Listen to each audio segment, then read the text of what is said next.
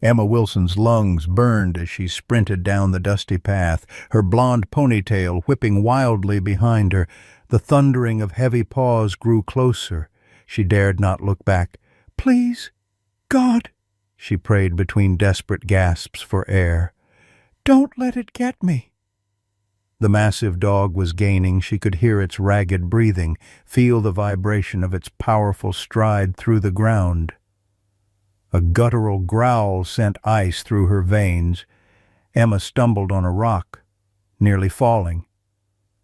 In that terrifying moment, she glanced back and caught sight of the beast, 100 pounds of muscle with a scarred face, teeth bared, eyes locked on her. The German Shepherd mix looked like something from a nightmare.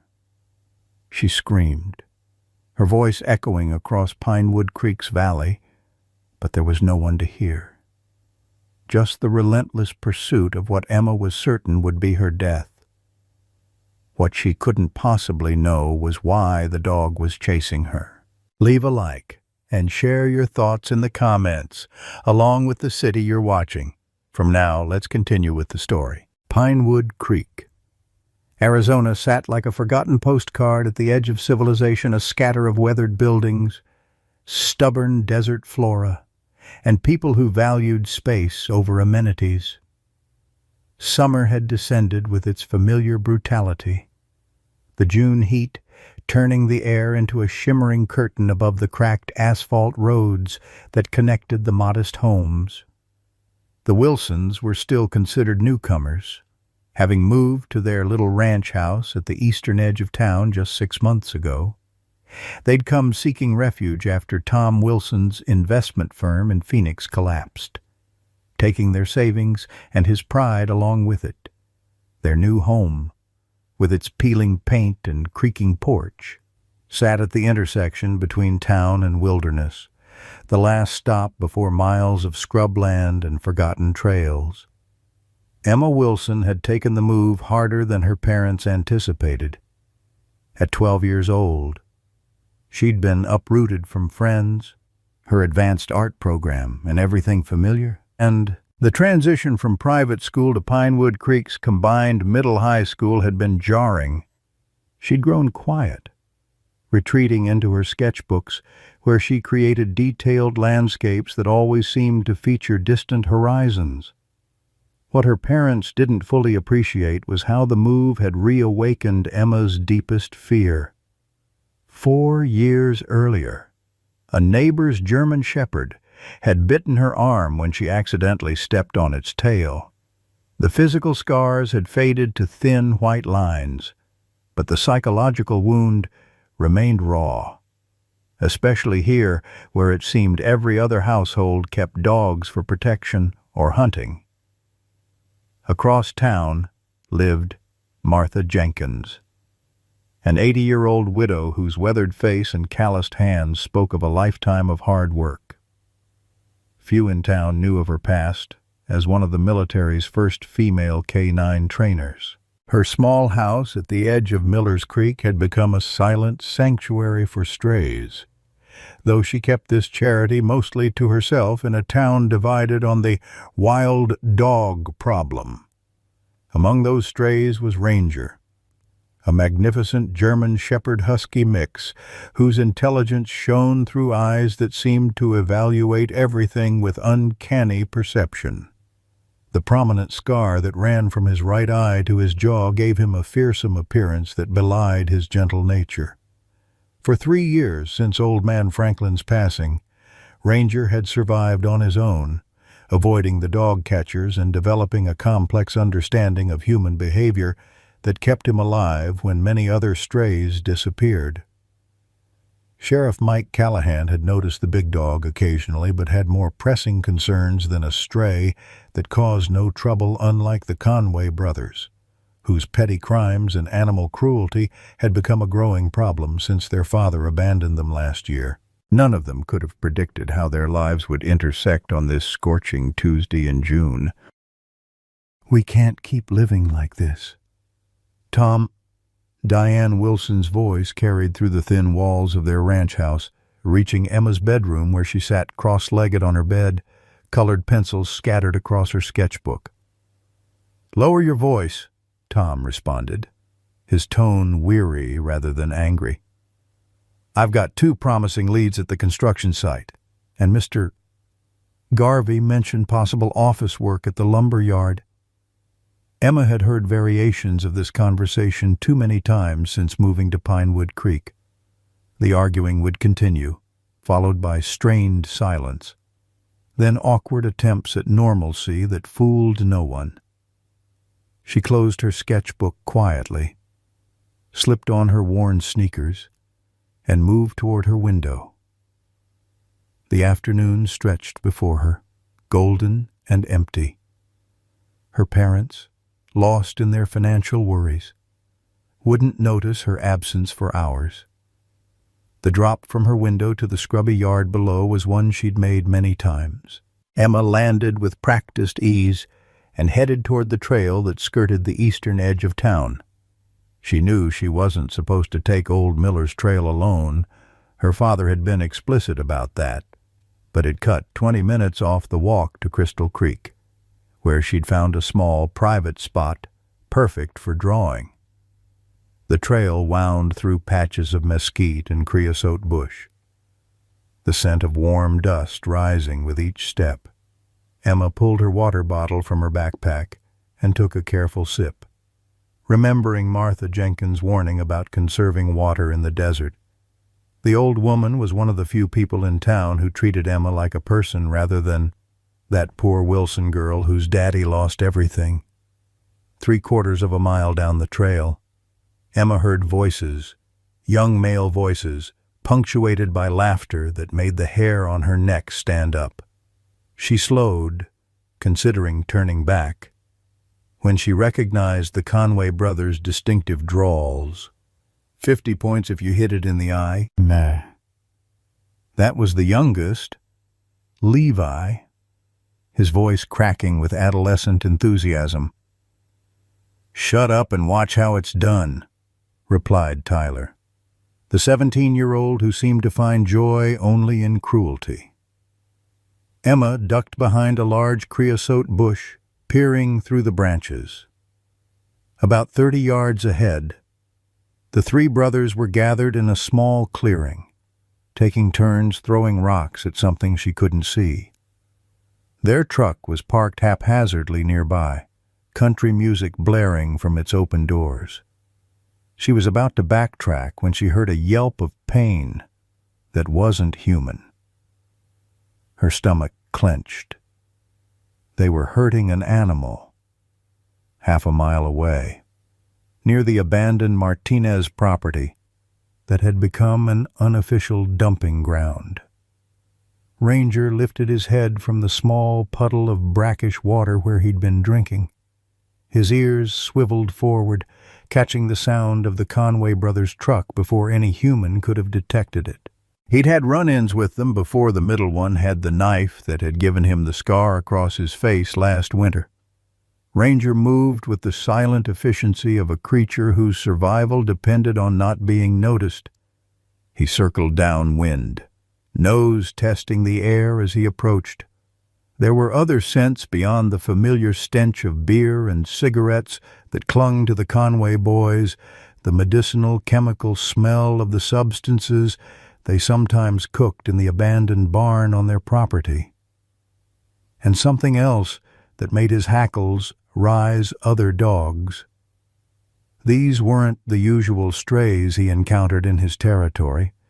These carried the aggressive pheromones of fighting dogs, pit bulls, 3 of them, chained in the bed of the truck but straining against their restraints as they caught his scent on the breeze. A new sound reached him, a lighter footfall approaching from the direction of town. Human, small, female. The scent signature registered in his memory, the girl from the blue house at the edge of his territory. The one who sometimes sat by the creek with colored sticks, making marks on paper. Ranger calculated distances and threats, with an instinct honed by years of survival. The girl was walking into danger, she couldn't possibly perceive. Emma froze as she heard truck doors slam and engines start. The Conway brothers were leaving, their laughter fading as they pulled away. She waited several minutes to ensure they were gone before continuing down the path, now moving faster to make up for lost time. As she rounded a bend in the trail, a sudden commotion from the direction the truck had gone made her jump. Angry shouts, and the unmistakable sound of dogs barking, not the friendly neighborhood barking she sometimes heard in town, but something primal and threatening. "Get 'em back in the truck," Tyler Conway's voice carried on the still air. "I can't, the chain broke!" Emma's blood turned cold as she realized what was happening. The Conway brothers had lost control of whatever dogs they had with them. She stood paralyzed, unsure which direction meant safety. The decision was made for her when 3 muscular pit bulls appeared on the trail ahead, dust rising from their paws as they skidded to a stop upon seeing her. Their chain leashes dragged behind them, eyes locked on the small human who stood frozen before them. The led dog, white with brown patches and a chest like a barrel, lowered its head and growled, a sound that bypassed all rational thought and struck directly at the primitive part of Emma's brain that recognized death when it saw it. Run! Her body obeyed before her mind fully processed the command. Emma turned and sprinted back the way she'd come, her backpack bouncing against her spine. Behind her, the snarling grew louder as the dogs gave chase. From his position in the shadows of a large mesquite, Ranger watched the scene unfold with focused intensity. The fighting dogs were pursuing the same girl who left food scraps at the edge of her yard sometimes, perhaps not even realizing she was doing it. The same girl whose scent carried no malice. Without hesitation, Ranger exploded from his hiding place, powerful legs eating up the distance between himself and the pursuing pack. He intercepted the trailing dog first, teeth finding purchase on its scruff as he used his momentum to throw the smaller animal off the path before it could recover. He was already engaging the second, his snarl deeper and more commanding than theirs. Emma heard the sounds of dog-fighting behind her and pushed herself to run faster, convinced the animals were tearing each other apart in their eagerness to reach her. Memories of the German shepherd's teeth sinking into her arm 4 years ago flashed through her mind, the pain as fresh as if it had happened yesterday. When she risked a glance back, her terror doubled. The largest dog she'd ever seen, a monster with a scarred face, was gaining on her, having broken away from the fight. Its massive paws thundered against the dirt path, sending small clouds of dust with each impact. The dog's mouth was open, teeth gleaming in the afternoon sun. "Help!" Emma screamed, though she knew no one was close enough to hear. "Somebody help me!" She veered off the trail, hoping to lose the animal in the denser brush, but the massive dog adjusted course effortlessly, staying right behind her. Emma's lungs burned, her legs growing heavier with each stride, but fear pushed her forward. What she couldn't see was that Ranger wasn't focused on her at all. His attention was fixed on the largest of the pit bulls, which had broken past him and was now closing the distance to Emma from her left flank. Ranger's strategic mind, a combination of his training under Old Man Franklin and years of survival, recognized that the girl was inadvertently running toward rather than away from danger. The Conway property, with more fighting dogs, lay in the direction she was headed. As Emma burst through a stand of scrub oak, she found herself in a small clearing and froze in horror. The Conway brothers stood by their truck 20 yards away, Tyler holding another snarling pit bull by its chain. "Look what we got here," Tyler called, his face breaking into a cruel smile. "Little Miss Wilson out for a stroll where she don't belong." Emma turned to retreat but saw the massive scarred dog blocking her path back to the trail, its chest heaving, eyes fixed on her. She was trapped. Time seemed to crystallize as Emma stood frozen between the Conway brothers ahead and the massive scarred dog behind her. Her heart hammered against her ribs so violently she was certain it would burst. The scarred dog took another step toward her, its amber eyes never leaving her face. "Please," she whispered, though whether to the dog or to God, she wasn't sure. What happened next occurred so quickly Emma's mind struggled to process it. The scarred dog lunged not at her, but past her, colliding with brutal force into the pit bull that Tyler Conway had been restraining. The two animals became a whirlwind of teeth and claws, dust rising around them as they fought. "What the—" Tyler stumbled backward, dropping the chain in surprise. "That's the ghost dog from Miller's Creek." Emma didn't wait to understand. Instinct took over and she ran, veering away from the fighting dogs and the Conway brothers, back toward the main trail. Behind her, she heard Tyler shouting obscenities, the snarls of fighting dogs, and then, most terrifying of all, the sound of heavy paws pursuing her once again. A memory flashed through Emma's mind, so vivid she could almost feel the summer heat of that day 4 years ago. She'd been playing in the sprinkler in their Phoenix backyard when she accidentally stepped on the neighbor's German shepherd's tail. The dog had whipped around, teeth finding her forearm before anyone could react. She remembered the crushing pressure, the hot breath, her own screams that seemed to come from somewhere outside herself. "I don't want to die," Emma gasped as she ran, tears streaming down her face. The main trail appeared ahead if she could just reach it. Maybe someone would be there. Maybe she could find help. The thundering paws behind her grew louder. The monster dog was gaining. From his vantage point on her weather-beaten porch, Martha Jenkins lowered her binoculars with a frown. She'd been watching a family of quail when movement on Old Miller's trail caught her attention, a flash of blonde hair, a running child, and behind her, the unmistakable form of Ranger in full pursuit. "Lord, have mercy," Martha murmured. Recognizing Emma Wilson, she reached for her walking stick and cell phone. Whatever was happening couldn't be good. Despite her 80 years and arthritic knees, Martha moved with surprising speed down her porch steps. Ranger's mind worked with the precision his original training had instilled in him.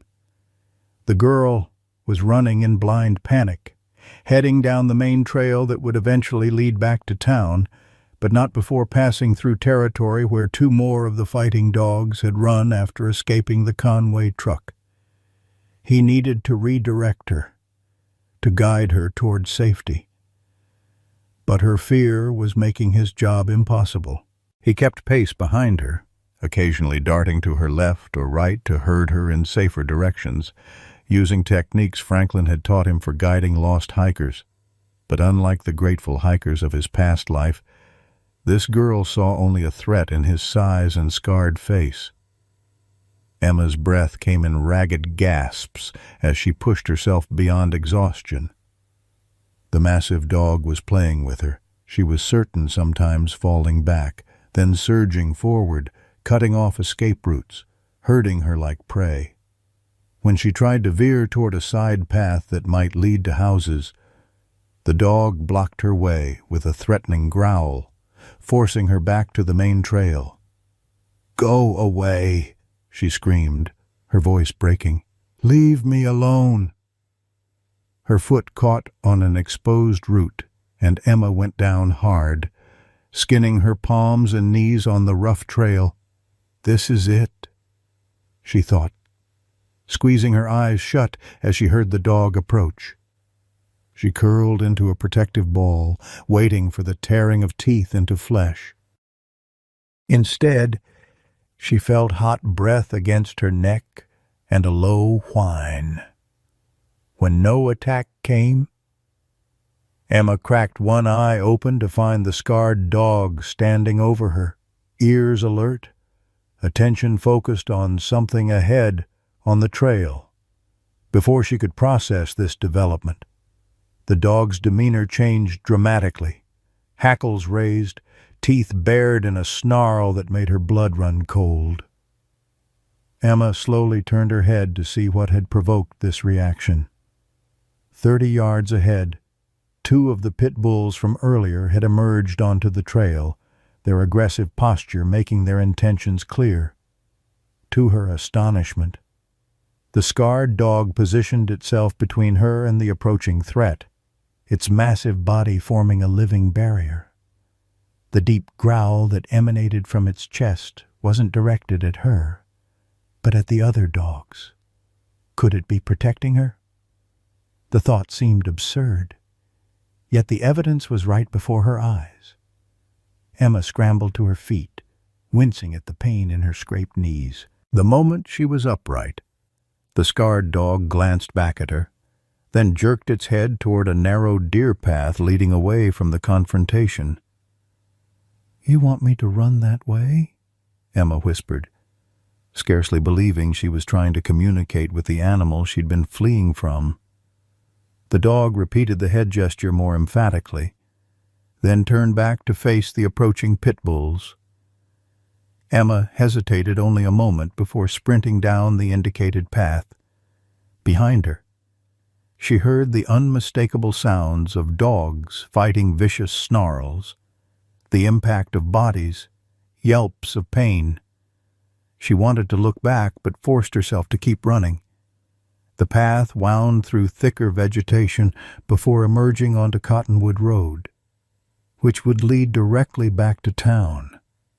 Her momentary relief evaporated when she heard paws thundering behind her again.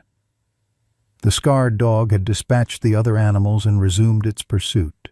Whatever momentary doubt she'd had about its intentions vanished in a fresh wave of terror. Emma pushed her burning legs harder. Cottonwood Road stretching endlessly before her, back at the Wilson house. The phone rang shrilly, cutting through Tom and Diane's tense silence. "Hello," Diane answered, irritation still coloring her voice from the earlier argument. The garbled, panicked voice of her daughter burst through the speaker. "Mom, help big dog chasing me Cottonwood Road." The call cut off abruptly. Tom was already grabbing his rifle from the gun cabinet before Diane had time to lower the phone. "Emma's in trouble," she said unnecessarily, her face drained of color. "Something about a dog on Cottonwood Road." "Call 911, Tom ordered, checking the rifle with practiced movements. "Then call Mike Pedersen and Jim Colton, tell them to meet me there with whatever weapons they've got." Across town, Martha Jenkins had managed to flag down Sheriff Callahan's patrol car. The aging lawman rolled down his window, tipping his hat respectfully. "Afternoon, Mrs. Jenkins. What can I do for you?" "Mike, there's trouble brewing on Old Miller's Trail," Martha said without preamble. "The Wilson girl is being chased by a dog." Sheriff Callahan's expression darkened. "What kind of dog? One of those pit bulls the Conway boys have been fighting?" Martha hesitated. "No, it's Franklin's old dog, Ranger. The big German Shepherd mix, I thought he was just a ghost story the kids made up." Sheriff Callahan reached for his radio. "You sure about this?"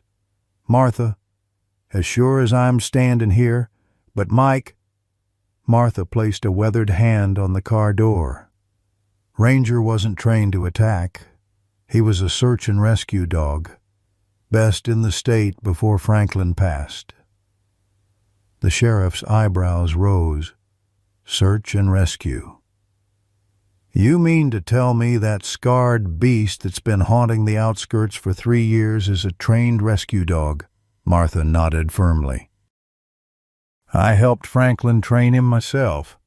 That dog wouldn't harm a child unless she was threatening someone else's life. Sheriff Callahan looked skeptical but nodded. I'll keep that in mind, but right now, I've got reports of loose fighting dogs from the Conway property and a terrified girl on the run. You'd better get home, Mrs. Jenkins. This could get ugly.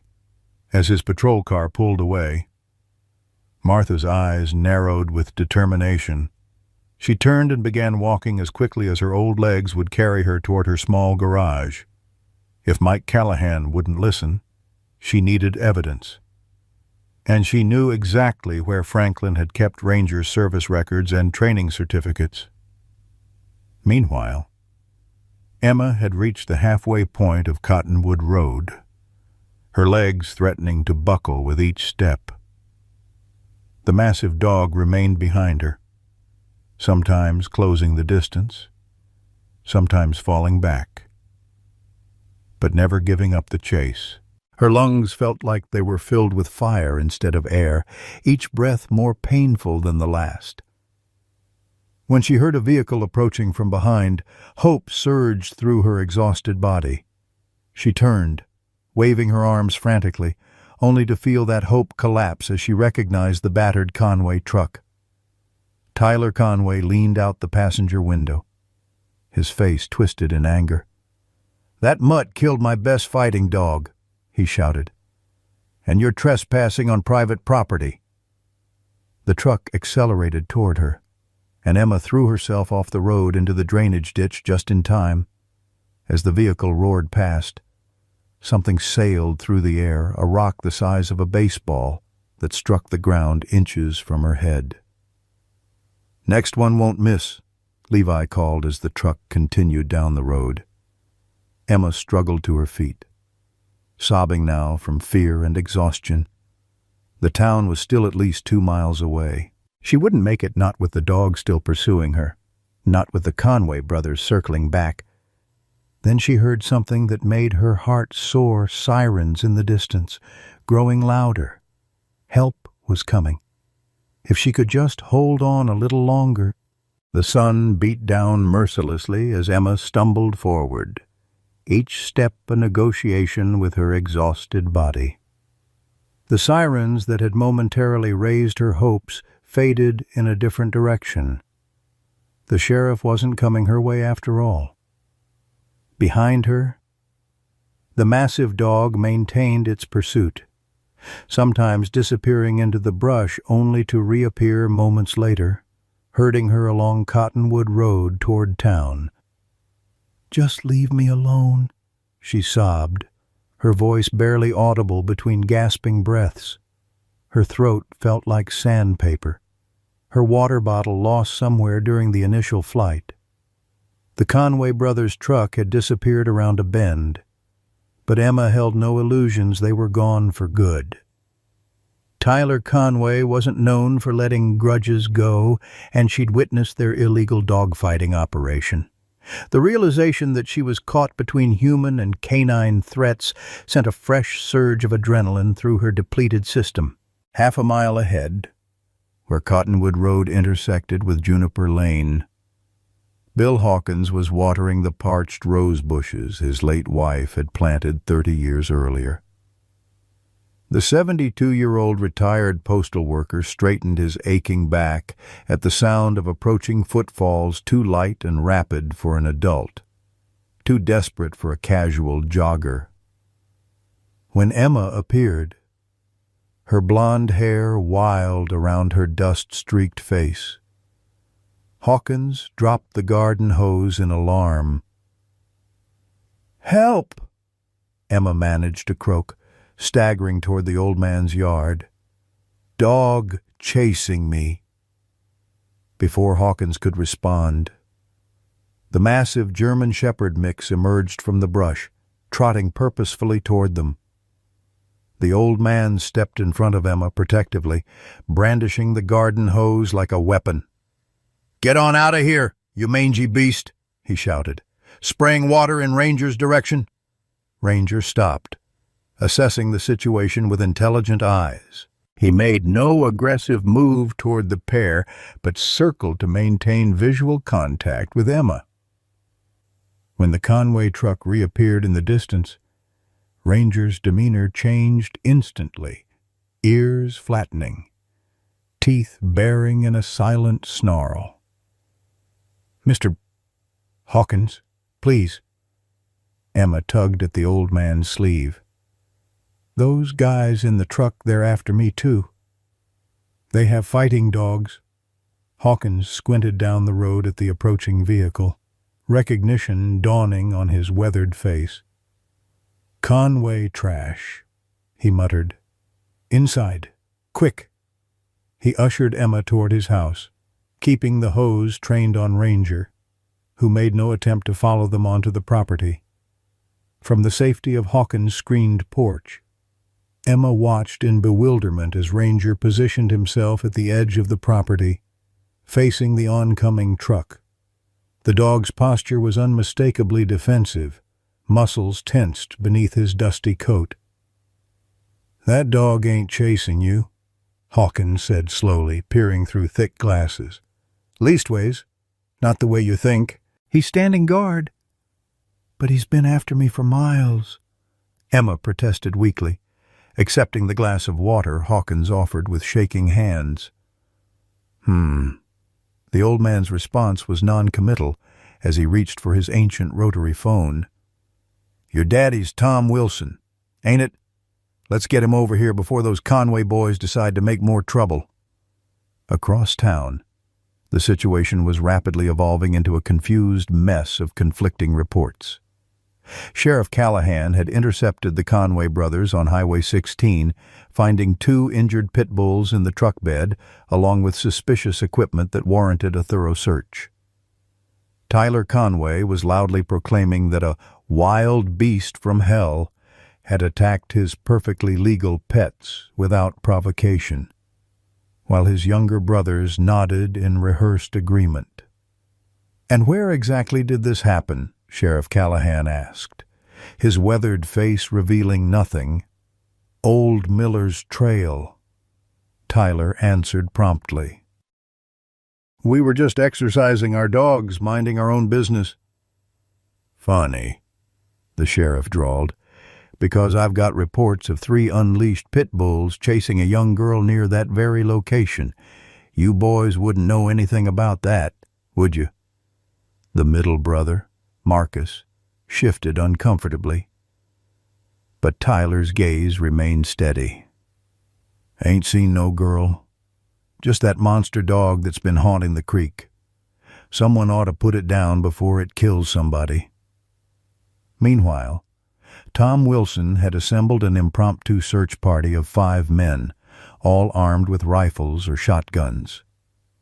Diane had managed to triangulate Emma's location based on Bill Hawkins' call and was now directing the group toward Juniper Lane in her SUV. The phone pressed to her ear as Hawkins provided updates. "She's safe for now," the old man assured her. "But those Conway boys are circling, and there's a big dog out there that's got her spooked something fierce, though he ain't acting like any mad dog I've ever seen." "What do you mean?" Diane asked, swerving around a corner sharply enough to make Tom grab the dashboard. "Well," Hawkins said slowly, "he's keeping his distance, staying between my place and where those Conway boys are parked down the road, almost like he's standing guard. Strangest thing I ever saw." "Don't let Emma outside," Tom called loudly enough for Hawkins to hear. "We'll be there in 5 minutes. And if that dog makes one threatening move, shoot it." Martha Jenkins had driven her ancient pickup truck to Franklin Miller's abandoned property, ignoring the no trespassing signs she herself had posted after his death. The former K-9 trainer moved with purpose through the dusty rooms of the small cabin where her friend had spent his last years, heading straight for the cedar chest where Franklin had kept his most important papers. The photo album was exactly where she remembered, its leather cover cracked with age.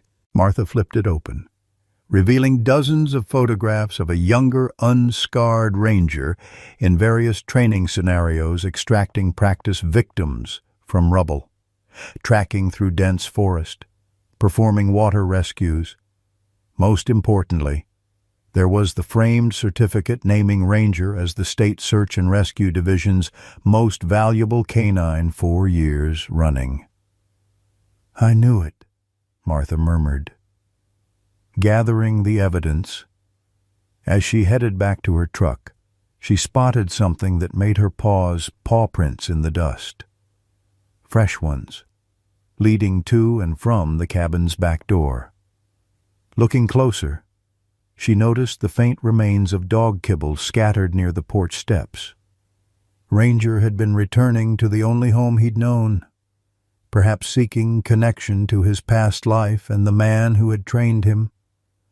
Martha's heart ached at the thought of the loyal animal, trained to help humans, now viewed as a monster by the very community he'd once served. At the intersection of Cottonwood Road and Juniper Lane, a tense standoff was developing. The Conway brothers had exited their truck and were now loitering at the edge of Hawkins' property, ostensibly checking their vehicle for damage, but clearly waiting for something or someone. Ranger remained at his self-appointed post, hackles raised, eyes never leaving the 3 young men. When Tyler took a step toward the property line, the dog issued a low, rumbling growl that stopped him in his tracks. "See!" Tyler called to his brothers loudly enough for Emma and Hawkins to hear through the screened porch. "That thing's rabid. Probably gave our dogs rabies, too. We ought to be compensated. The only compensation you boys deserve is a night in my jail for animal fighting." Sheriff Callahan's voice cut through the tension as his patrol car pulled up behind the Conway truck. "Now step away from that property line and keep your hands where I can see them." The standoff might have ended there if Tom Wilson's pickup hadn't chosen that moment to come barreling down Juniper Lane from the opposite direction, Diane's SUV close behind. Tom leapt from the vehicle before it had fully stopped, rifle in hand, eyes wild as he searched for his daughter. "Emma!" he shouted, spotting her on Hawkins' porch. "Daddy!" Emma pushed through the screen door, relief flooding her tear-streaked face. The moment she stepped into the yard, multiple events collided in a chaos of motion and sound.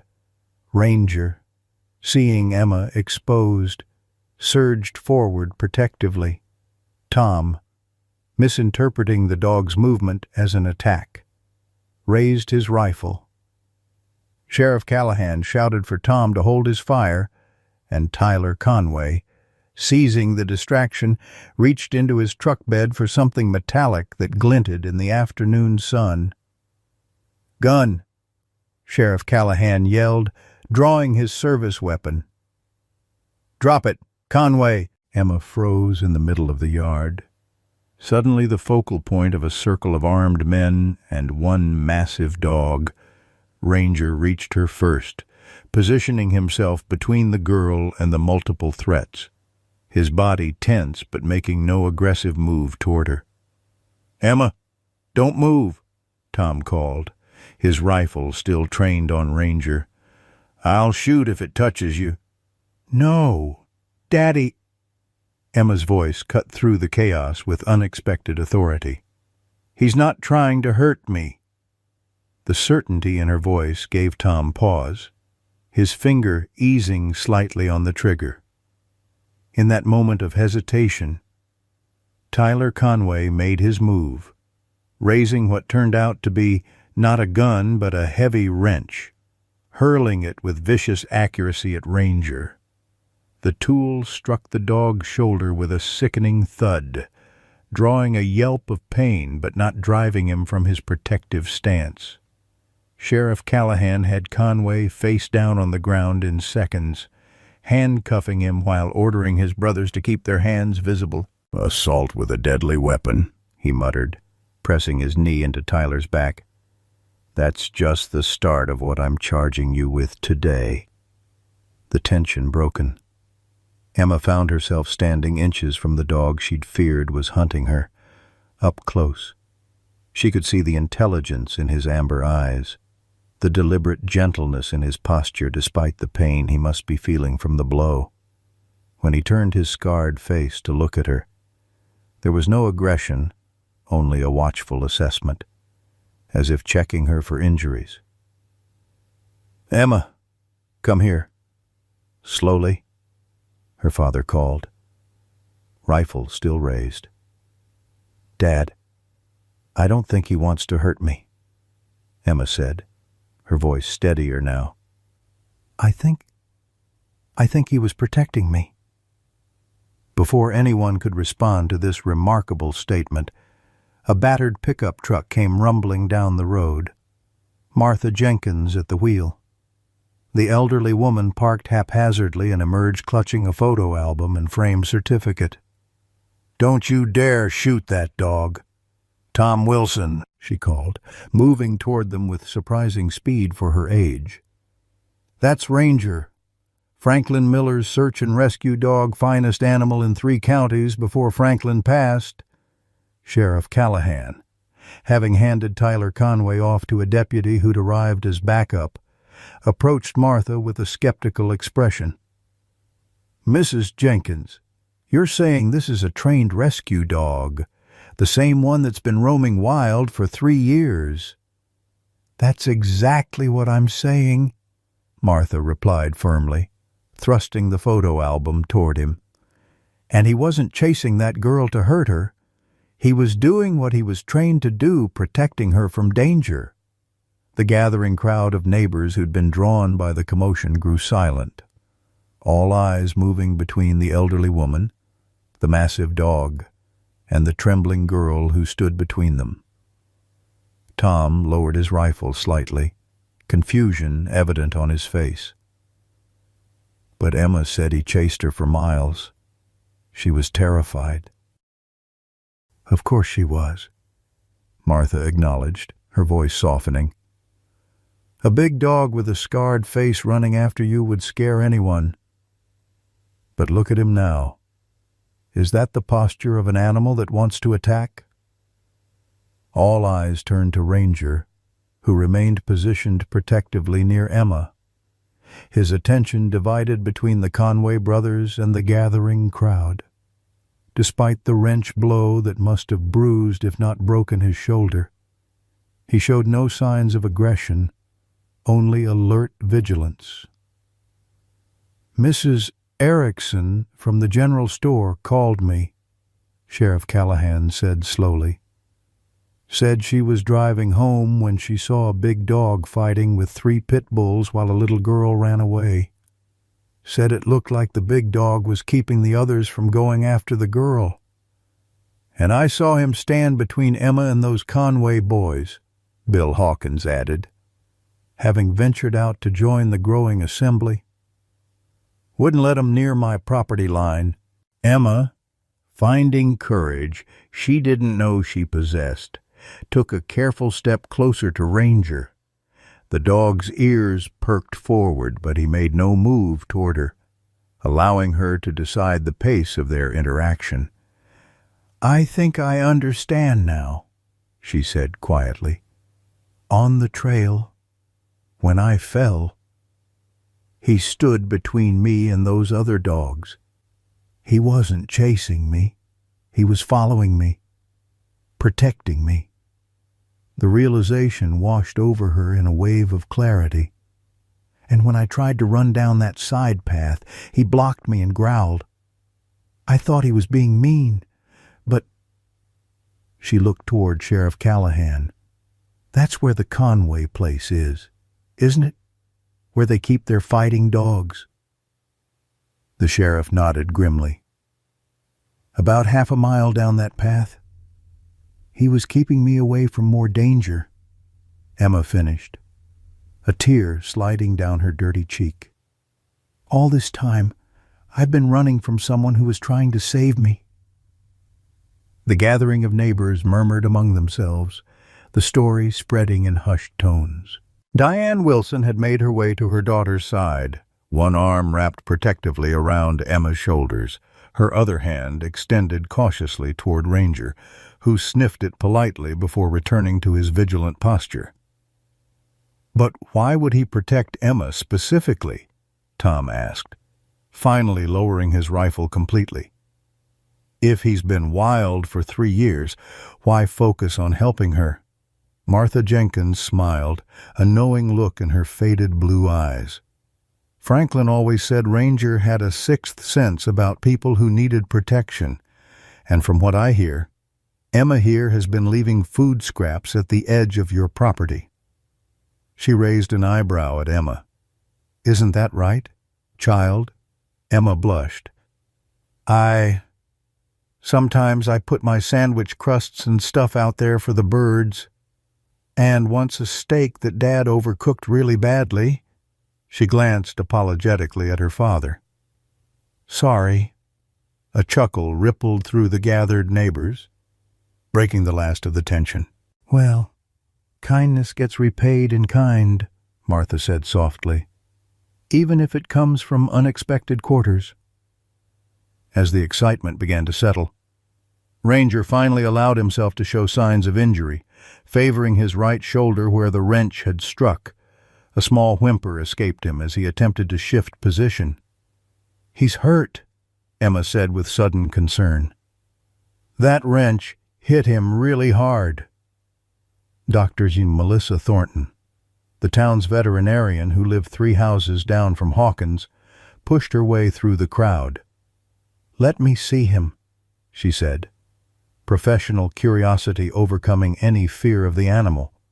If he's truly a trained service dog, he should allow examination. To everyone's amazement, when Dr. Thornton knelt beside Ranger and spoke softly to him, the dog remained perfectly still, even as she gently probed his injured shoulder. Only the slight trembling of his body betrayed his pain. "Definitely not rabid," the vet announced after checking his eyes and gums. "Remarkably healthy for a dog that's been living wild. Actually, the shoulder's badly bruised but probably not broken. He could use some proper nutrition and care, though." She looked up at the gathering. "Does anyone know if Franklin Miller had family who might claim him?" Martha shook her head. "Franklin's only family was his sister in Oregon, and she's in a nursing home now. He asked me to look after Ranger if anything happened to him. But—" her voice faltered. "The dog disappeared after the funeral. I looked for months." "He's been living in the Old Creek caves," Sheriff Callahan said. "My deputies have spotted him there occasionally. Folks started calling him the ghost dog because he'd appear and disappear like a shadow." "All this time," Emma whispered, kneeling slowly beside the injured animal. "You've been out there alone, haven't you? But still doing your job, still helping people." When she cautiously extended her hand, Ranger sniffed it carefully, then did something that drew a collective gasp from the onlookers. He lowered his massive head and gently placed his chin on Emma's knee, amber eyes looking up at her with what could only be described as trust. "I think," Martha Jenkins said with a smile, "Ranger may have found himself a new person to look after." The makeshift community gathering in Bill Hawkins' front yard began to disperse as Sheriff Callahan restored order. The Conway brothers were escorted to separate patrol cars, Tyler facing multiple charges related to animal fighting and assault, his younger siblings detained for questioning. Dr. Thornton had fashioned a temporary sling for Ranger's injured shoulder using supplies from her emergency kit. And the dog bore the treatment with stoic dignity that impressed even the most skeptical onlookers. "What happens to him now?" Emma asked, her initial fear completely replaced by concern as she gently stroked Ranger's uninjured side. The massive dog remained beside her, occasionally scanning the surroundings with alert eyes, but otherwise completely focused on the girl he had protected. Martha Jenkins cleared her throat. "Well, technically, I'm his legal owner. Franklin's will left Ranger to me, though I never got the chance to honor that bequest." She knelt slowly, her arthritic knees protesting, and looked directly into Ranger's intelligent eyes. "You've been taking care of yourself all this time, haven't you? Boy, doing your job even without anyone asking." Ranger's tail swept once across the dusty ground, not quite a wag, but an acknowledgment.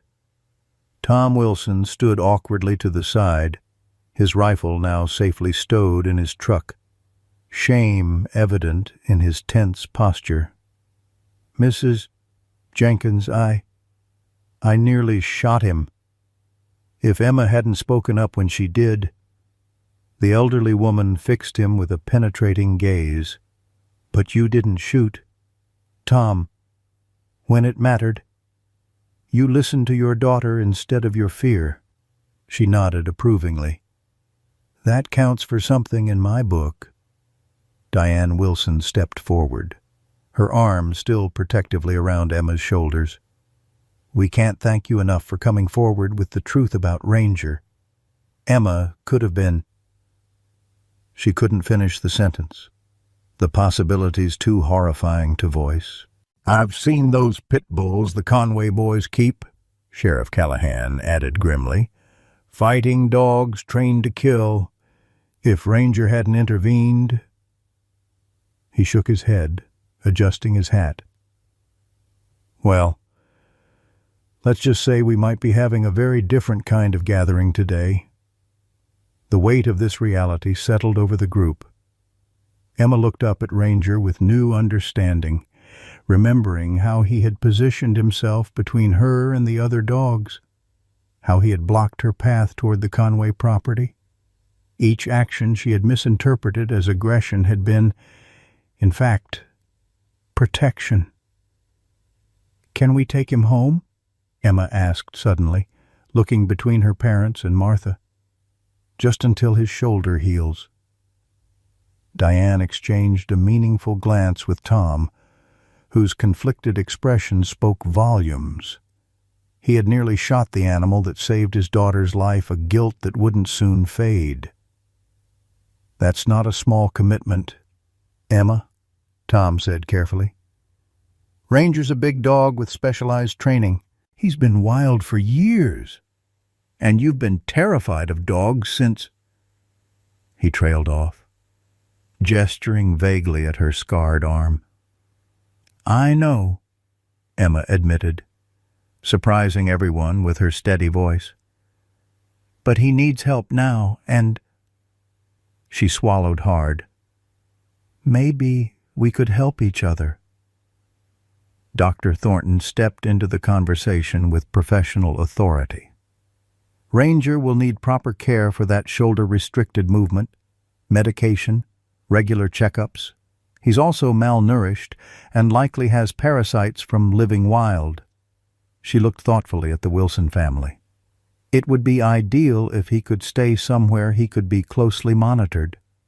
Martha Jenkins straightened her bent frame as much as her aging spine would allow. "I'd take him myself. But my arthritis has gotten so bad I can barely manage my own property anymore." She fixed Tom with a pointed stare. "But I intend to visit regularly, wherever he ends up. That dog deserves a proper home after what he's done." The message was clear. Martha might be transferring physical custody, but she would be watching to ensure Ranger was treated with the respect he'd earned. Tom ran a hand through his hair, a gesture of surrender. "Let's take this one step at a time. We can bring him home to recover, and then—" He looked at his daughter, whose expression had transformed from terror to determined advocacy in the space of an hour. "Then we'll see." The journey to the Wilson home proved more complicated than anticipated.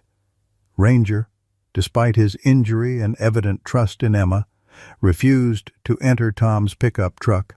After several gentle attempts, Martha Jenkins chuckled knowingly. Franklin always said Ranger had one quirk from his early training: he won't ride in the bed of a pickup. Something about a bad experience during rescue certification. She smiled at the memory. He needs to ride in the cab, or not at all.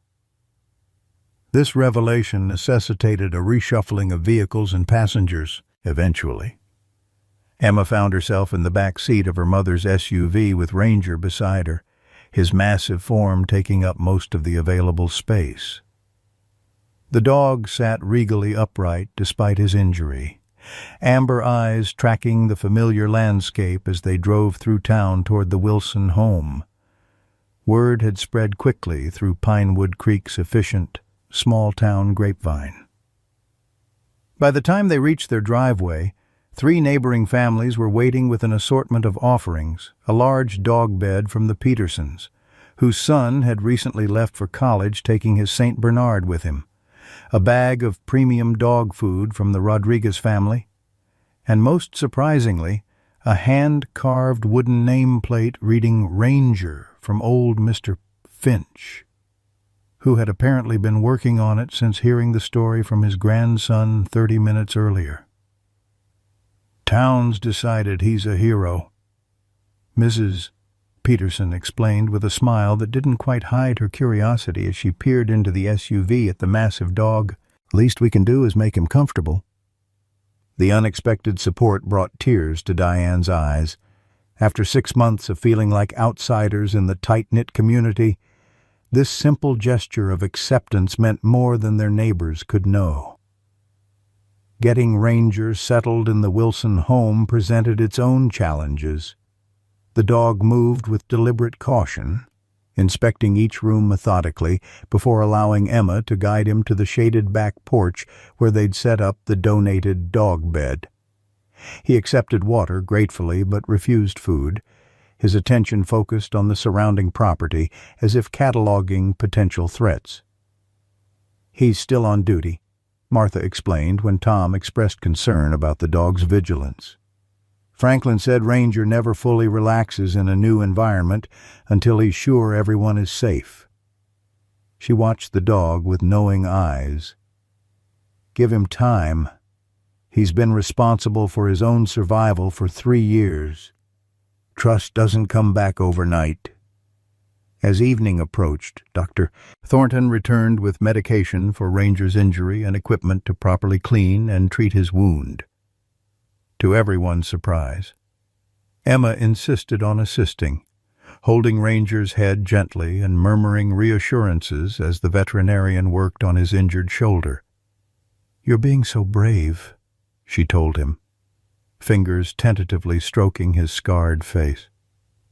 "Braver than I was today." "That's not true," Dr. Thornton corrected gently as she applied antiseptic to the angry bruise revealed beneath Ranger's thick fur. "You ran nearly 5 miles while terrified. Emma, that takes incredible courage."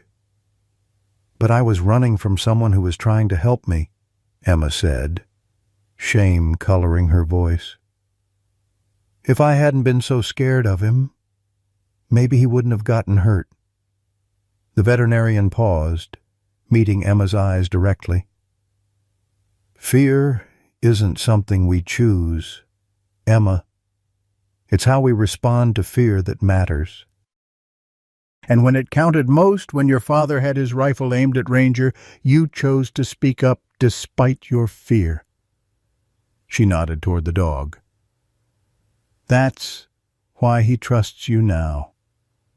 As night fell over Pinewood Creek, the Wilson home settled into an uneasy new normal.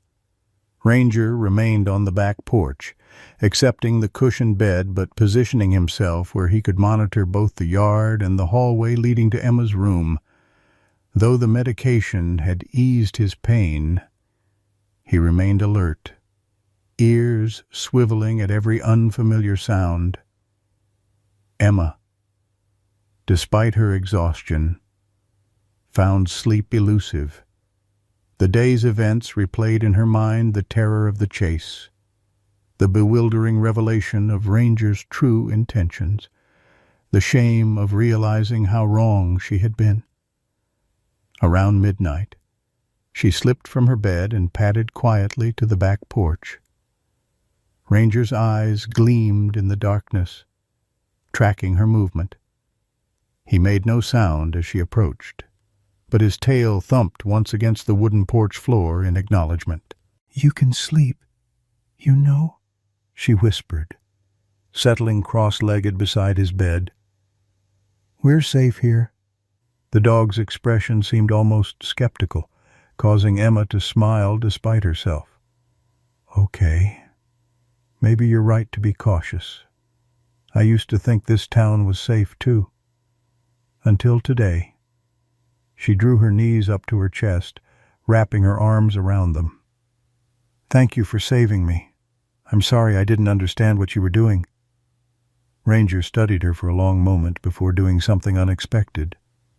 He shifted position with a soft grunt of pain, creating a space on the large dog bed, then looked at Emma expectantly. "You want me to sit with you?" she asked, surprised. The dog's unwavering gaze was answer enough. Cautiously, Emma moved to the offered space, her back resting against the porch railing.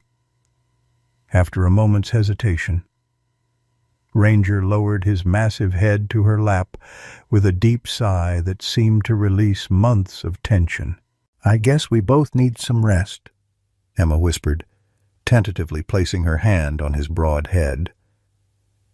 When he didn't object, she began gently stroking his fur, marveling at how completely her fear had transformed into something else, something that felt remarkably like the beginning of trust. That was how Tom found them an hour later when he came to check on his daughter's empty bedroom. Emma had fallen asleep, sitting up, her hand resting protectively on Ranger's head, while the dog remained awake, amber eyes tracking Tom's movement, but making no aggressive move. "I owe you an apology," Tom said softly to the dog, kneeling at a respectful distance. "If you understand anything I'm saying, know that I'm grateful, more grateful than I can express." Ranger's ears flickered forward, his intelligent gaze assessing Tom with an intensity that made the man feel strangely transparent, as if the animal could see straight through to his deepest fears, the failure to protect his family financially, the struggle to find his place in this new community, and most of all, the terror of losing his daughter. "I would have shot you," Tom admitted, his voice breaking slightly. "I was so afraid for Emma that I couldn't see what was right in front of me." He swallowed hard. "Thank you for being smarter than I was today." To his astonishment, Ranger slowly extended his uninjured paw toward Tom, placing it deliberately on the man's knee. The gesture, so human in its intentionality, brought unexpected tears to Tom's eyes. "I guess we have a deal." "Then," he whispered, gently accepting the offered paw, "you're welcome here for as long as you need." As dawn broke over Pinewood Creek, Sheriff Callahan's patrol car pulled into the Wilson driveway. The lawman looked grim as he approached the front door, hat in hand. "Tom," he nodded when the door opened. "Got some news you and Emma need to hear. Is she up?" Tom ushered the sheriff inside, calling softly for Diane and Emma. When they gathered in the living room, Ranger limped in from the porch, positioning himself protectively beside Emma's chair. Sheriff Callahan raised an eyebrow at the dog's presence but continued without comment. "We've been questioning the Conway boys separately all night," he began, accepting the coffee Diane offered with a grateful nod. What they've revealed is disturbing. Turns out they've been running more than dogfights on their property. They've been involved in a regional drug distribution network, using the fighting dogs as security. Emma's hand instinctively sought Ranger's fur, fingers curling into his thick coat.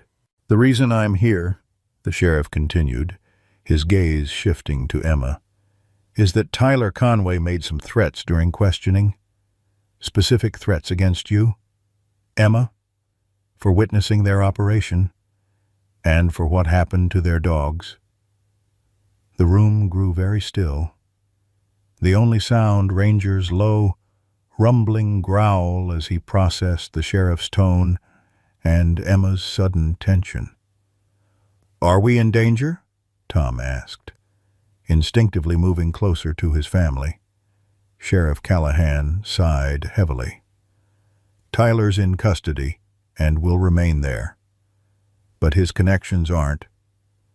We've contacted the state police for additional support.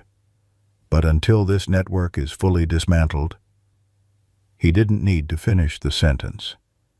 The threat was clear. What should we do? Diane asked, her voice steady despite the fear evident in her eyes. Before the sheriff could respond, Ranger rose to his feet, favoring his injured shoulder, but standing tall nonetheless. He moved deliberately to the front window, looking out toward the driveway with focused intensity, then returned to Emma's side, his message unmistakable. Well, Sheriff Callahan said with the ghost of a smile, seems like you've already got your first line of defense in place. He nodded toward Ranger with newfound respect. A trained protection animal with search and rescue experience might be exactly what you need right now. Emma looked from the sheriff to Ranger, then to her parents. Sudden understanding dawning on her face. This isn't over. Is it? She asked quietly. No, sweetheart, Tom answered, meeting his daughter's gaze directly. I'm afraid it's just beginning. The morning sunlight filtered through the curtains as Emma sat at the kitchen table, pushing scrambled eggs around her plate without appetite. 3 days had passed since Sheriff Callahan's ominous warning, and the Wilson household had settled into an uneasy vigilance. Tom had taken leave from his construction job to remain home, his rifle never far from reach. Diane had rearranged her remote work schedule to avoid leaving Emma alone, and Ranger, despite his injured shoulder, had established an unwavering patrol pattern around the property, refusing to rest for more than brief intervals.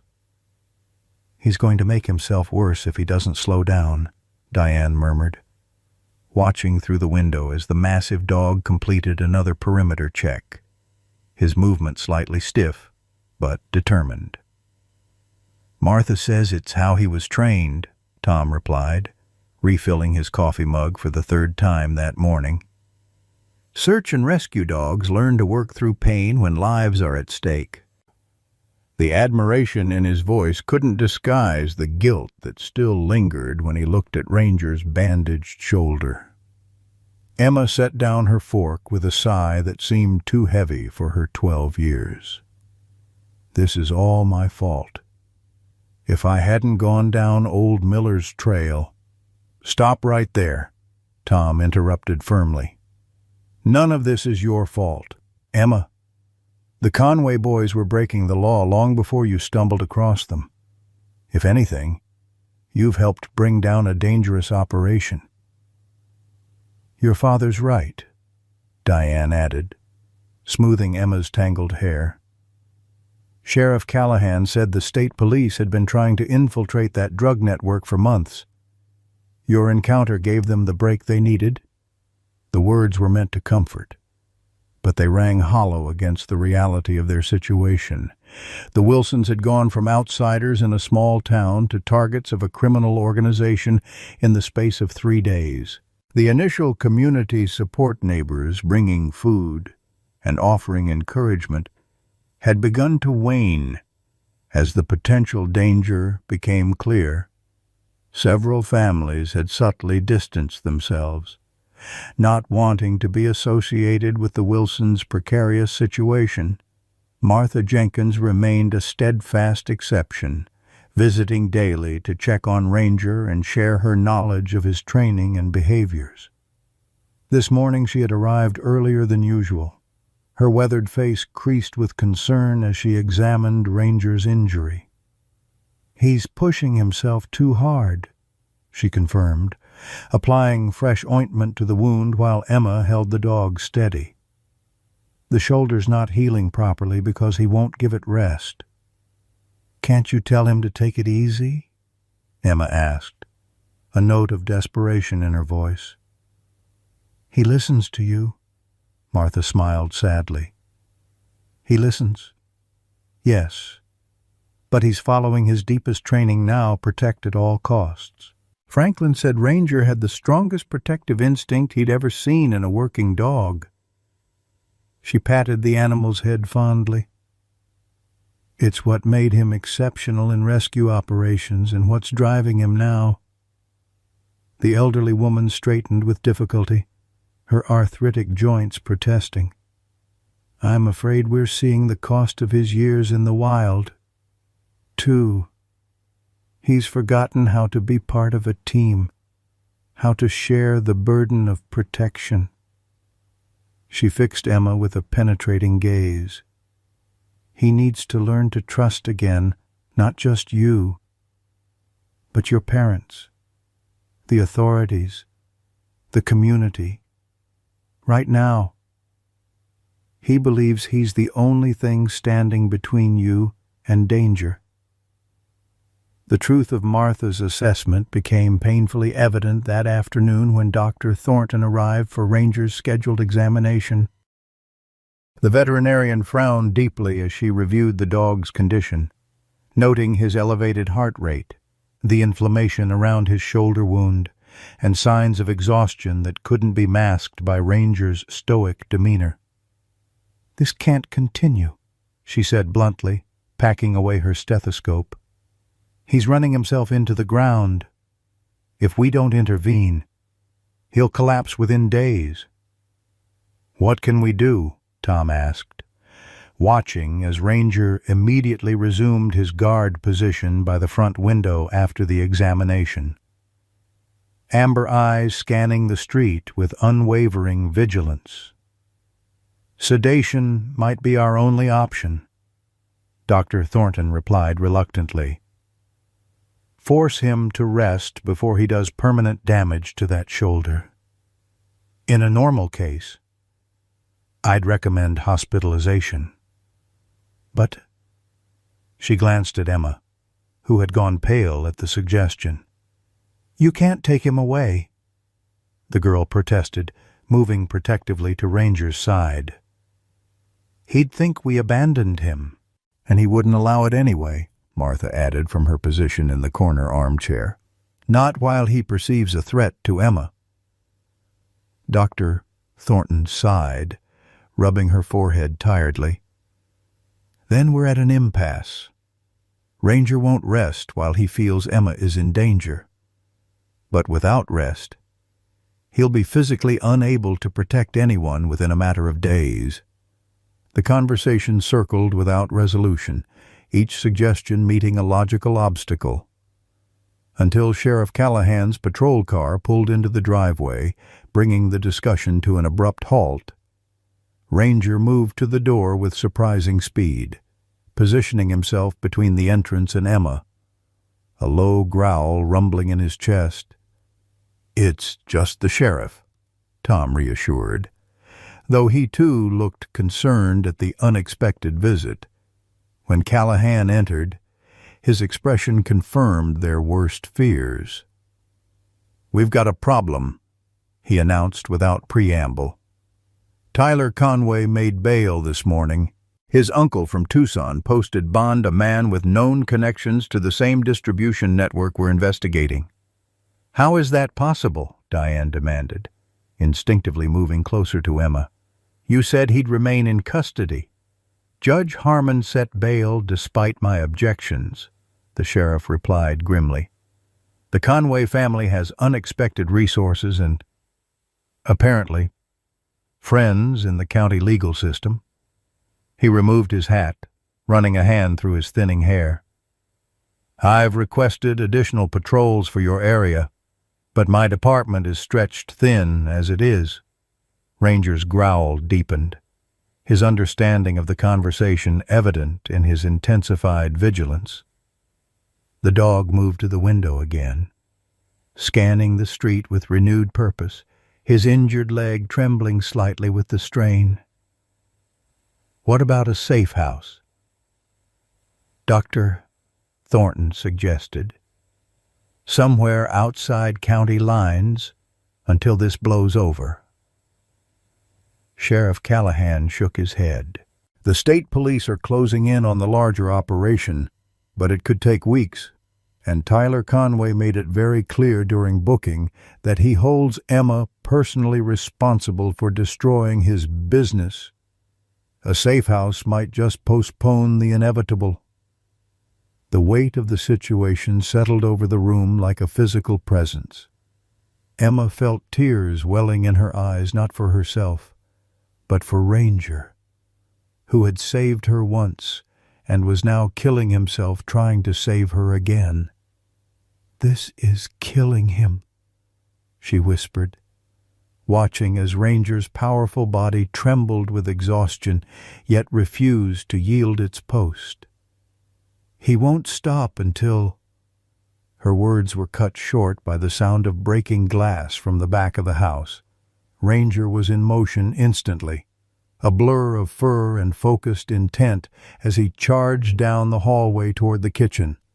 Sheriff Callahan drew his weapon, shouting for everyone to get down as Tom reached for his rifle. The next moments unfolded in chaotic fragments: Ranger's deep, threatening bark, a man's startled curse, the sheriff's pounding footsteps following the dog's path, and then a sound that stopped Emma's heart, a single gunshot, followed by an agonized yelp that cut off abruptly. "Ranger!" Emma screamed, breaking free of her mother's restraining grip and running toward the kitchen. "Ranger!" She rounded the corner to a scene of nightmare-shattered glass from the broken window. Sheriff Callahan handcuffing a man in a dark hoodie who lay face down on the linoleum. And Ranger, her Ranger, collapsed in a growing pool of blood, his amber eyes fixed on the intruder, but rapidly losing focus. "No, no, no," Emma sobbed, dropping to her knees beside the massive dog, hands hovering helplessly over his blood-soaked fur. "Please, no." "Doctor." Thornton pushed past her, medical training overcoming shock as she quickly assessed Ranger's wound. "Gunshot to the chest," she reported tersely. "We need to get him to my clinic immediately. Tom, grab that tablecloth. We need a pressure bandage and a way to transport him." Ranger's breathing had become shallow and labored, each exhale bringing a froth of blood to his muzzle. Yet even now, mortally wounded, his eyes sought Emma, a low whine escaping him as he tried to lift his head toward her. "Stay still, boy," Emma pleaded, finally daring to touch his bloodied fur. "Please hold on. Please don't leave me." But the light in Ranger's intelligent eyes was fading rapidly, his massive body growing still despite their desperate efforts to stem the bleeding, as they struggled to lift him onto the makeshift stretcher Tom had fashioned from the tablecloth. Ranger's head lolled lifelessly to the side. "We're losing him," Dr. Thornton said, her professional detachment cracking. "Emma, talk to him, keep him fighting." Through her tears, Emma leaned close to Ranger's scarred face. "You can't go," she whispered fiercely. "You found me. You saved me. Now it's my turn to save you." But the only response was the increasingly irregular rise and fall of the dog's chest as life ebbed from the body that had endured so much, survived so long, only to fall protecting the one person who had finally seen him for what he truly was, not a monster, but a hero. The waiting room of Pinewood Creek Veterinary Clinic had never felt so small. Emma sat rigid between her parents, dried blood still crusting her hands and staining her t-shirt. She hadn't spoken since they'd loaded Ranger's limp form into the back of Tom's pickup truck, her father breaking every speed limit in the county while Dr. Thornton performed desperate measures to keep the dog's heart beating. Sheriff Callahan had remained behind to process the intruder, a known associate of the Conway family, who had been caught with both a handgun and a syringe filled with what the sheriff suspected was a lethal dose of sedative. He wasn't just trying to scare us, Tom had realized with horror as they'd raced toward town. He was coming for Emma. Now, 2 hours into Ranger's emergency surgery, the Wilson family waited in a silence punctuated only by the ticking of an ancient wall clock and the occasional ring of the clinic's phone. Martha Jenkins sat across from them, her weathered hands clasped in what might have been prayer, her expression unreadable behind deeply etched wrinkles. "He's survived so much," the elderly woman said suddenly, her voice startling in the quiet room. 3 years in the wild, fights with coyotes and feral dogs, winters without shelter, summer heat without reliable water. She fixed Emma with a gaze both fierce and gentle. "Ranger doesn't give up easily." Emma nodded mutely, unable to form words around the knot of guilt and grief that had taken residence in her throat. The image of Ranger's blood pooling on their kitchen floor seemed burned into her retinas, visible every time she closed her eyes. The clinic door swung open, admitting Sheriff Callahan, his uniform still showing dark splatters from the scene at the Wilson home. He removed his hat respectfully, nodding to each person in turn before settling his gaze on Tom and Diane. "Just came from questioning our intruder," he said without preamble. "Dwayne Miller, low-level enforcer for the Conway family's operation. He's talking, hoping for a deal." The sheriff's expression hardened. "Turns out Tyler wasn't just angry about his dogs or his arrest. Your daughter witnessed their entire distribution network in action that day on Old Miller's Trail. Those hunting dogs they claimed to be exercising, they were meeting with couriers, exchanging product." Tom's hand tightened on Emma's shoulder. "So, this isn't going away?" "No," Sheriff Callahan admitted. "But Miller's testimony gives the state police what they need for a coordinated sweep. They're moving on 5 locations across 2 counties as we speak, including the Conway property." He hesitated, choosing his next words carefully. "Tyler Conway was taken into custody again 10 minutes ago. No bail this time." A tentative relief began to loosen the knot in Emma's chest, but before she could process this news, the door to the surgical area opened. Dr. Thornton emerged, surgical mask pulled down around her neck, her scrubs covered by a blood-stained gown. The exhaustion in her eyes told its own story before she spoke a word. "The bullet penetrated his chest cavity," she began, her clinical tone barely masking deeper emotion. "It missed his heart by centimeters, but damaged his left lung and caused significant internal bleeding. We've removed the bullet, repaired what we could, and given him a transfusion. But—" She took a deep breath. "The next 24 hours are critical. He's lost a lot of blood, and there's significant risk of infection. And that's not accounting for the prior shoulder injury and general exhaustion. But he's alive." Emma found her voice at last. the words barely audible. Dr. Thornton nodded. He's alive. Whether he stays that way depends on his will to fight and, frankly, whether his body has anything left to fight with. Can I see him? Emma asked, rising from her chair. The veterinarian hesitated. He's heavily sedated and connected to monitoring equipment. It won't be easy to see him like that. Please, Emma whispered. He needs to know he's not alone. After a moment's consideration, Dr. Thornton nodded. Just you, Emma, and only for a few minutes. He needs absolute calm right now. Emma followed the veterinarian through the door into a small recovery area that smelled of antiseptic and blood. Ranger lay on a padded table, his massive form somehow diminished by the tubes and wires connecting him to various machines. His chest rose and fell in shallow, irregular movements, each breath appearing to require tremendous effort. "Oh, Ranger," Emma breathed, approaching slowly. The dog's eyes remained closed, his normally alert ears slack against his head.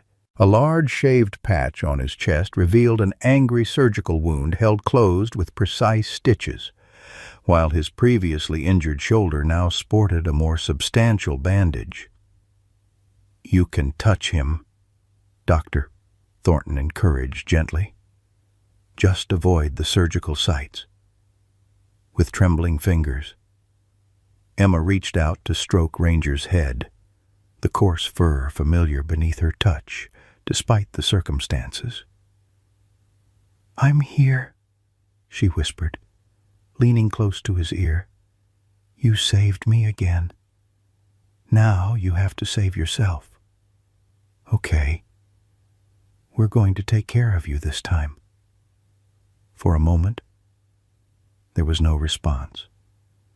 Then, so subtly she might have imagined it, Ranger's ear twitched toward the sound of her voice. One of the monitoring machines beeped, drawing Dr. Thornton's attention.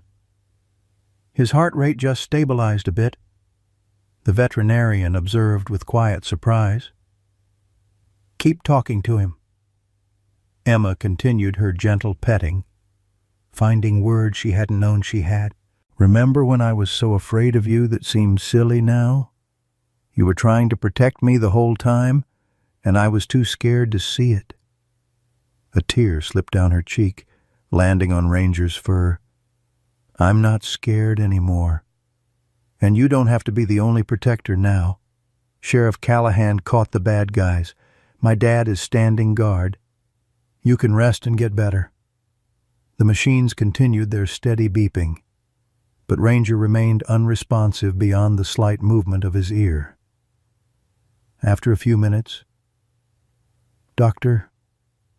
Thornton gently placed her hand on Emma's shoulder. "That's enough for now.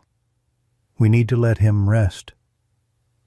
Emma nodded reluctantly, giving Ranger's head a final gentle stroke. "I'll be back," she promised. "Don't you dare give up." In the waiting room, Sheriff Callahan was providing additional details to Tom and Diane. The coordinated police operation had already yielded significant arrests, including several figures higher in the distribution network than the Conway family. "The immediate threat to Emma has been neutralized," he concluded.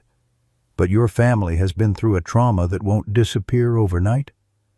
I'd recommend counseling, security upgrades for your home, and—" he glanced toward the surgical area, "continuing to care for the hero who made all this possible."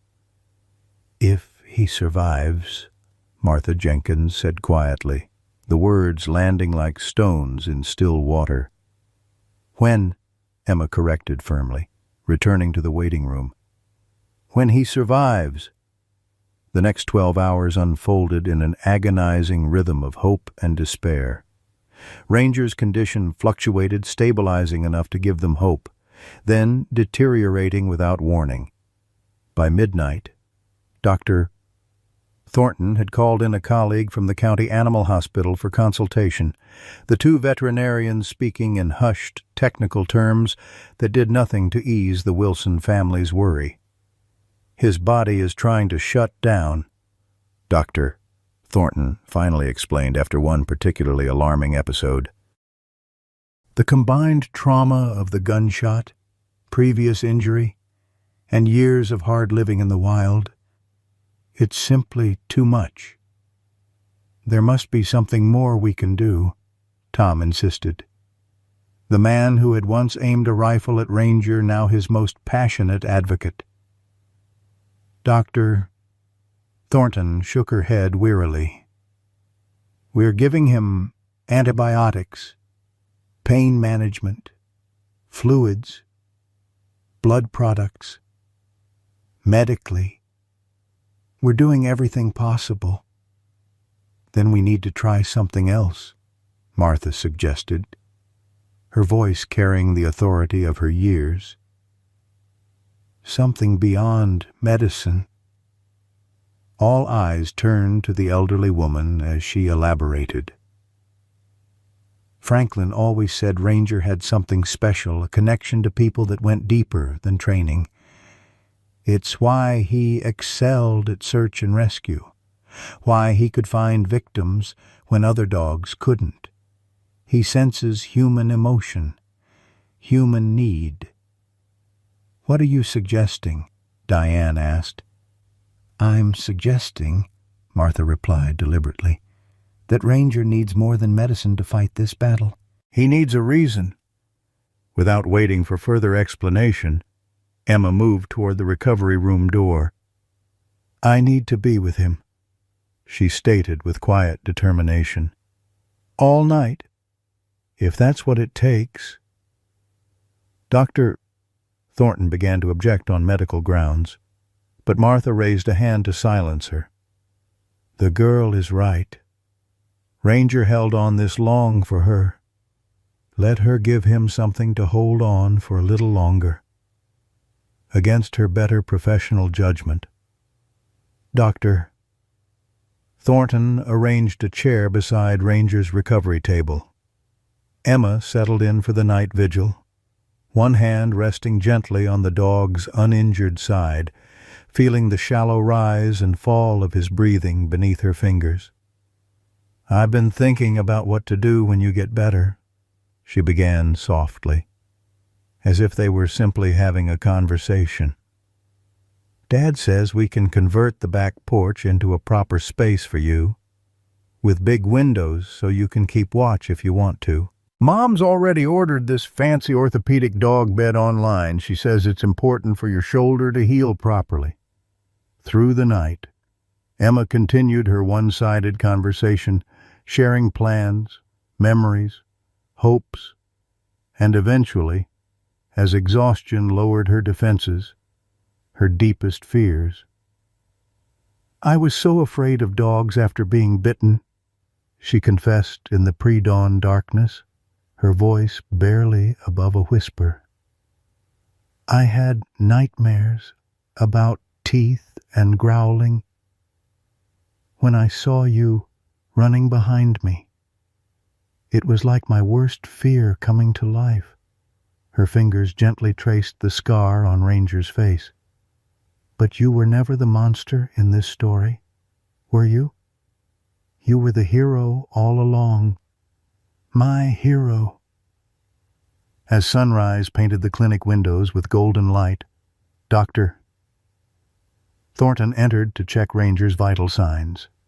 The veterinarian moved quietly, respecting Emma's vigil, but her surprised intake of breath drew the girl's attention. "What is it? What's wrong?" Emma asked, fully alert despite her exhaustion. Dr. Thornton adjusted one of the monitoring devices, checking and rechecking the readings with growing amazement. "His vitals are stabilizing, pulse stronger, respiration more regular. The infection markers in his blood work are down significantly from last night." She looked at Emma with newfound respect. "Whatever you've been doing, it's working." As if to confirm this assessment, Ranger's ear twitched, followed by the barest flicker of movement beneath his closed eyelids. Emma leaned closer, hardly daring to hope. "Ranger, can you hear me? Boy." For the first time since the shooting, Ranger's amber eyes opened unfocused at first, then gradually finding and fixing on Emma's face.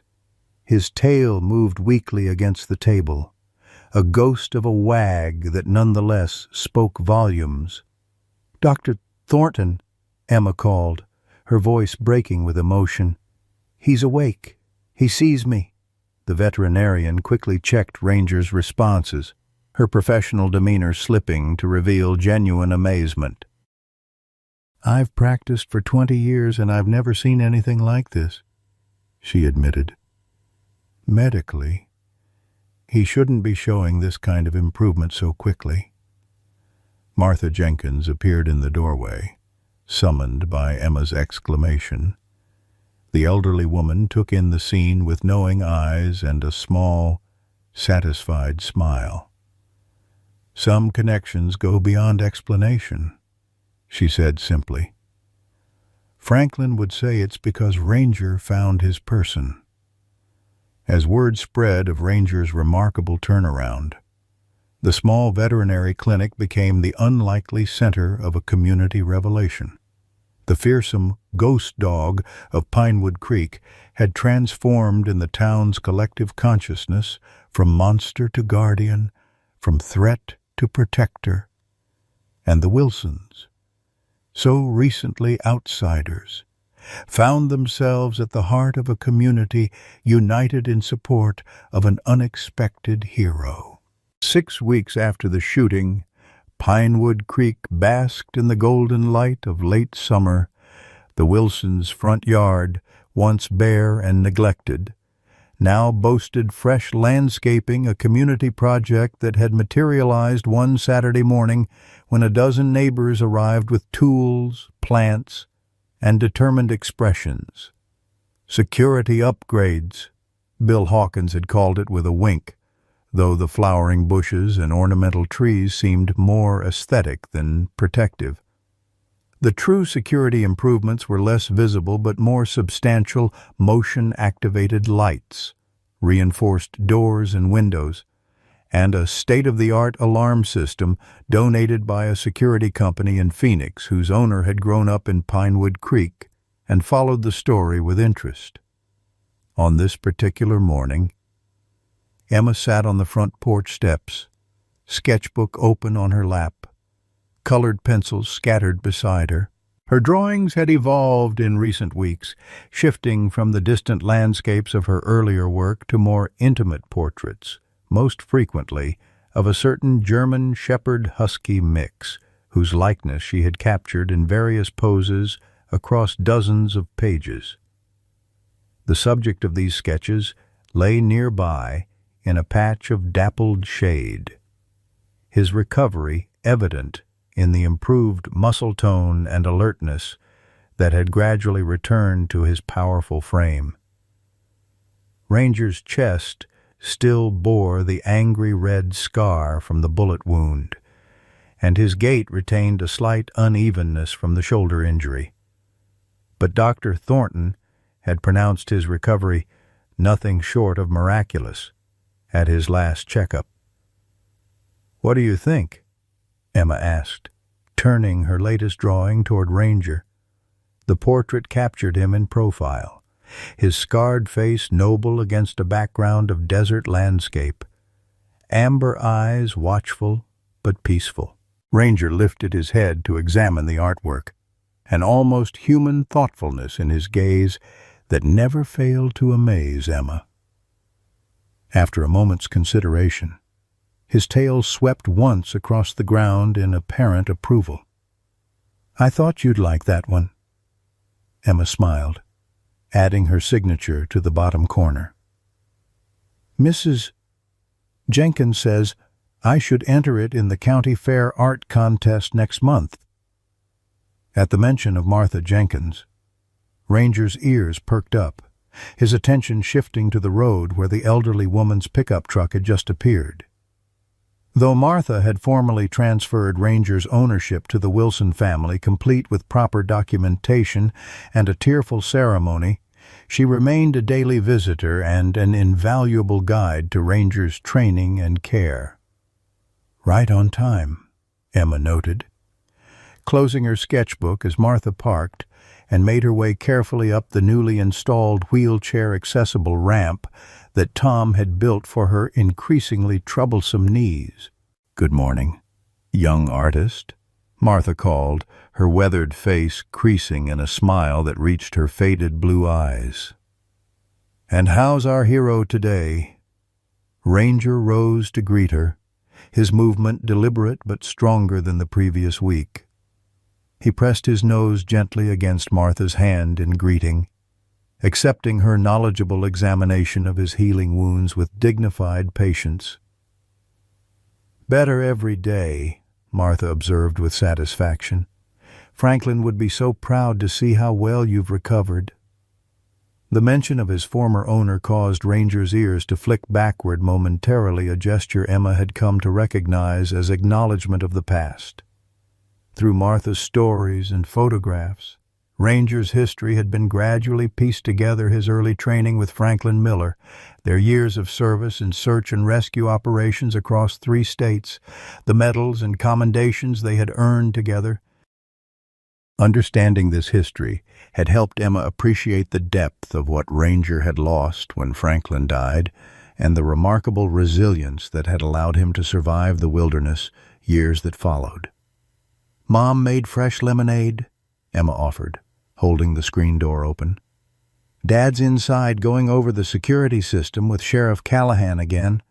Martha nodded knowingly as she followed Emma into the house, Ranger padding silently behind them. "Tom's not taking any chances, is he? Can't say I blame him after everything that's happened." Inside, the Wilson home reflected the dramatic changes of the past 6 weeks. What had once been a sparsely furnished rental now felt lived in and personal. Photos hung on walls that had previously been bare. Throw pillows brightened the second-hand furniture, and a state map adorned with colored pins marked places the family planned to visit together. Most significant was the renovation of the back porch, now enclosed with windows and French doors to create a sunroom that served as Ranger's domain. A custom-built bed occupied one corner, though Emma's parents had long since stopped pretending that Ranger actually slept there instead of on the floor beside Emma's bed. Built-in shelves held an assortment of specialized equipment, grooming tools, training aids, and the service vest Martha had salvaged from Franklin's belongings, carefully cleaned and repaired for future use. Tom Wilson and Sheriff Callahan looked up from the security systems control panel as Emma, Martha, and Ranger entered the living room. The relationship between the 2 men had evolved from the professional courtesy of law enforcement and citizen to something approaching genuine friendship, forged in the crucible of shared crisis. "Mike was just updating me on the Conway case," Tom explained, accepting the glass of lemonade Diane brought from the kitchen. "Looks like we'll all be testifying at the federal trial next month." Sheriff Callahan nodded confirmation. "The prosecutor says Emma's testimony, combined with the evidence we gathered from the Conway property, gives them a rock-solid case. Tyler's looking at a minimum of 15 years. The mention of testifying caused Emma's shoulders to tense slightly, a reaction not lost on Ranger, who immediately moved closer to her side, pressing reassuringly against her leg. The physical connection had become their silent language of support, Ranger sensing her anxiety before she could even articulate it, Emma drawing strength from his unwavering presence. "You don't have to decide about testifying right now," Diane said gently, noting her daughter's discomfort. "The prosecutor said they can arrange for you to testify via closed circuit if being in the courtroom feels too overwhelming." Emma shook her head, one hand finding comfort in the familiar texture of Ranger's fur. "I want to be there in person. I need Tyler to see that he didn't win, that he didn't break us."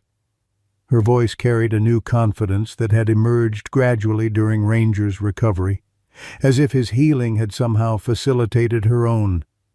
Sheriff Callahan smiled approvingly. "That's brave, Emma. And you know we'll all be there with you." "Will Ranger be allowed in the courtroom?" Emma asked, the question directed at both the sheriff and her parents. An interesting exchange of glances passed between the adults before Martha Jenkins cleared her throat. "That's actually something I wanted to discuss with all of you today," she said, settling into an armchair with a slight wince at her arthritic joints. "I've been in touch with my old contacts at the State Search and Rescue Division. They're very interested in Ranger's story, particularly his protective instincts and his remarkable recovery." Tom leaned forward, elbows on his knees. "Interested how, exactly?" "They've proposed a specialized recertification program," Martha explained. "Modified to account for Ranger's injuries, of course, but focused on his demonstrated abilities in protection and threat assessment. If he passes, and I have no doubt he will, he would be officially registered as a service animal with specific training in PTSD support and protective companionship." "A service dog," Emma repeated, looking down at Ranger with wonder. "Like, officially?" Martha nodded. "With proper certification. He could accompany you anywhere: school, public buildings, courtrooms." She smiled at Sheriff Callahan. "Even places where pets aren't typically allowed." "That would be—" Emma searched for words adequate to express the emotion welling in her chest. "That would be amazing. He could really come with me everywhere. There would be intensive training involved." Martha cautioned. "For both of you. Ranger already has the foundational skills from his previous certification, but you would need to learn proper handling techniques, command structures, public etiquette." She fixed Emma with a serious gaze. "It's a significant commitment." "I'll do it," Emma said without hesitation. "Whatever it takes." Diane and Tom exchanged a glance laden with unspoken communication, the kind of parental telepathy that had become more pronounced since the crisis had brought them closer as a family. "We support this," Tom said finally. "On one condition." He knelt to Ranger's level, meeting the dog's intelligent gaze directly. "You have to promise to start taking better care of yourself, too. No more running yourself into the ground. This is a partnership now. Understood?" As if comprehending every word, Ranger extended his paw formally, placing it in Tom's outstretched hand with deliberate intent, the same gesture that had sealed their initial trust weeks earlier. The simple action brought unexpected emotion to Tom's eyes, a reminder of how far they had all come from that first terrifying chase. "Well, I reckon that's settled then," Sheriff Callahan said, clearing his throat to disguise his own reaction to the moment. "First service dog in Pinewood Creek history. Quite a turn of events for our local ghost dog." The conversation shifted to practical matters: training schedules, equipment needs, the logistics of incorporating Ranger's new role into the family's daily life. Through it all, Emma remained quietly attentive, one hand resting on Ranger's head, occasionally scratching behind his ears in the spot she had discovered he particularly enjoyed. Later, as the afternoon shadows lengthened across the yard, Emma and Ranger walked together down Cottonwood Road, the same route where their harrowing chase had unfolded just 6 weeks earlier. The memory still carried emotional weight, but its sharp edges had softened, transformed by understanding and the healing passage of time. They paused at the spot where Emma had first realized Ranger might be protecting her, rather than pursuing her. The dusty shoulder of the road looked ordinary now, bearing no visible evidence of that pivotal moment. Yet Emma felt its significance like an invisible marker on her personal map. "I was so wrong about you," she said softly, kneeling beside Ranger. "I saw what I expected to see, a monster. Something to fear instead of who you really were." Ranger's amber eyes held her gaze with an intelligence that sometimes still took her breath away. There was forgiveness in that look, and something deeper, a connection that defied simple explanation. "Martha says you found your person," Emma continued, her fingers gently tracing the scar on his face that had once terrified her but now seemed simply a part of who he was. "But I think maybe we found each other." As the summer sun dipped toward the horizon, casting long golden shadows across the landscape, Emma Wilson and the dog who had saved her walked homeward together, no longer predator and prey, monster and victim, but partners in a journey neither could have imagined on that fateful day when a terrified girl ran from the very hero she most needed, in Pinewood Creek, Arizona. The story was already becoming something of a local legend, how fear could blind, how appearances could deceive, and how sometimes the thing that frightens us most might be exactly what we need to face the dangers we never saw coming. In the twilight of our lives, we often find wisdom in unexpected places. Emma and Ranger's story reminds us that what appears threatening might be our greatest protection. What seems broken might be remarkably whole. How many times have we, like Emma, misjudged someone based on scars they carry? How often have we, like Ranger, persisted in our purpose despite wounds both visible and hidden? This tale speaks to our generation's deepest truths, that second chances aren't just for the young, that courage doesn't diminish with age, and that protection often comes from those we least expect. Martha Jenkins, with her arthritic hands and weathered wisdom, shows us that our value doesn't fade with our youth.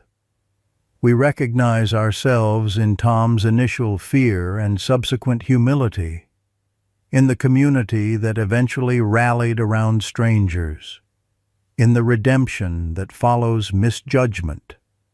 As we navigate our own changing roles, becoming grandparents, retiring, reimagining our purpose, Ranger's transformation from feared outsider to essential guardian mirrors our own journey to find new meaning.